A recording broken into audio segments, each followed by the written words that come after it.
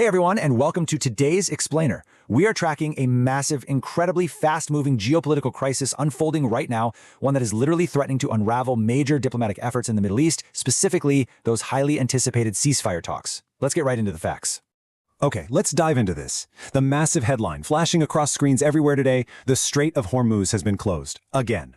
We're talking about one of the most critical global choke points for energy and trade, and Iran's Joint Military Command just slammed it shut. But what makes this so incredibly significant is the timing. This sudden closure happened immediately after a tentative interim agreement was struck between the United States and Iran. So let's look at part one, the ripple effect, an unraveling diplomacy. Let's move to and see how this builds. It's honestly like diplomatic whiplash. Look at this incredibly rapid sequence of events. First, just earlier this week, we had that interim US-Iran agreement signed. Following that really hopeful step, commercial ships actually began transiting the strait again. Things looked like they were stabilizing. But then, boom, military strikes hit Lebanon, and pretty much immediately after, Iran announced the strait was closed again. We went from a major diplomatic breakthrough to a military blockade in just a matter of days. Which brings us to part two, the catalyst, the strikes in Lebanon.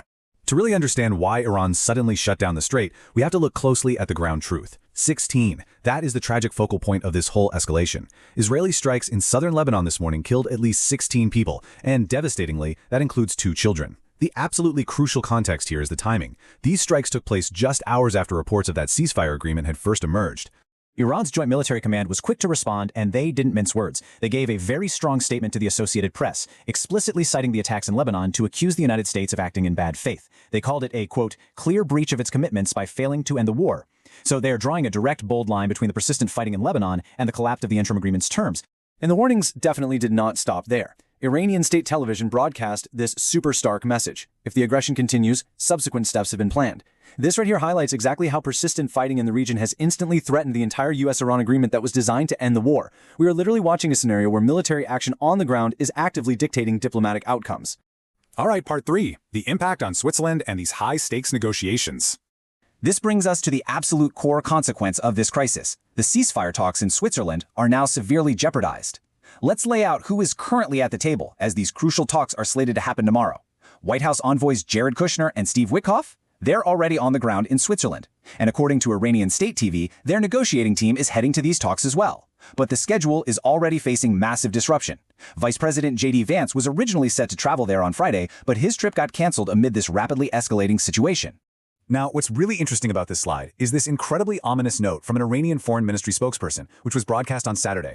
They said, any memorandum or agreement is ultimately tested when it enters the implementation phase. I mean, it perfectly hits the nail on the head regarding the fragility of this interim deal. Getting a ceasefire agreement on paper in Switzerland is one thing, but as we are seeing unfold in real time in the Strait of Hormuz, implementing and testing it in reality is an entirely different beast. Moving on to part 4, the U.S. reactions and the political reality. And this brilliantly illustrates the wild disconnect we're seeing right now. Negotiators in Switzerland are operating against a highly active, incredibly tense domestic political backdrop. On one side, you had Vice President J.D. Vance on Fox and Friends saying talks are progressing, but literally moments later, the breaking reality hit. The Strait of Hormuz had been closed by Iran. It just perfectly captures how fast-moving and unpredictable this crisis is for the leaders trying to manage it.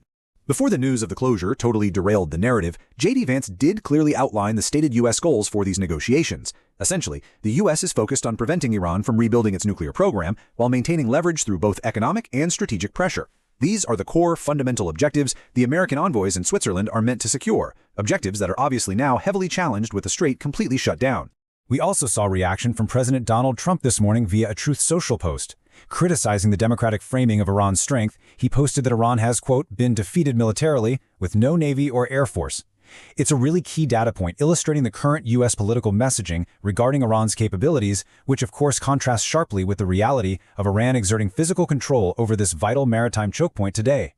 Finally, part 5, the final consequence.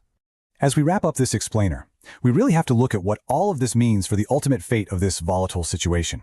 So the crucial point is this: can the U.S.-Iran ceasefire survive the brutal reality of the implementation phase? Think about it. You have White House envoys literally waiting in Switzerland right now, while Iran is taking aggressive physical action in a massive global trade artery to protest strikes in Lebanon.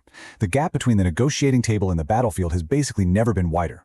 I want to leave you with that thought to ponder today. Will the fragile diplomacy in Switzerland withstand this massive physical disruption, or are we watching the complete unraveling of a highly anticipated peace deal? Thanks for joining me to break this all down, and for sure keep a close eye on this developing situation.